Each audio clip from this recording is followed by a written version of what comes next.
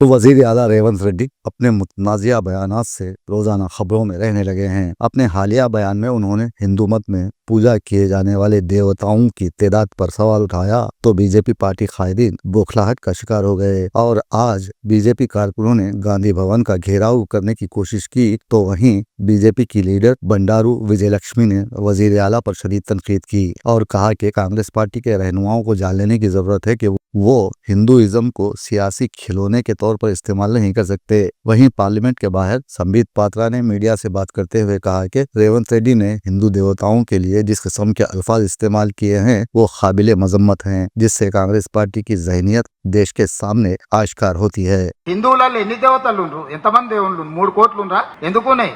పెళ్లి చేసుకోవడానికి హనుమంతుడు ఉన్నాడు, 2 పెళ్లిళ్ళు చేసుకునేటోనికి ఇంకొక ఆయన దేవుడు ఉన్నాడు, మందు తాగేటోళ్ళకు ఓ దేవుడు ఉన్నాడు, ఎల్లమ్మ, పోషమ్మ, మైసమ్మ, కళ్ళు కొయ్యాలి, కోడి కొయ్యాలి అనేటోళ్ళకు ఉండ్రు, పప్పన్నం తినేటోళ్ళకు కూడా దేవుడు ఉండు, అవునా?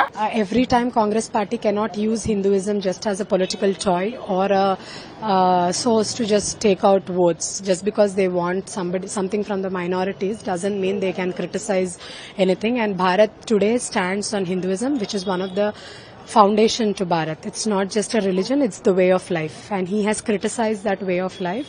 We as Bharatiya Janata Party ask him to immediately apologize to the Hindu society that stands as the majority of Bharat today. Not only just apologizing, not just Bharatiya Janata Party Karyakartas, I appeal to every Hindu today in the country where our gods have been criticized, they have been made fun of. We all have to stand together. We all have to come forward and give our voices so that these political parties where they take us for granted, our gods are taken for granted, whereas they even think a point about to talk anti-Muslim or anti-Christians, but now talking anti-Hindus has become a fashion and a trend.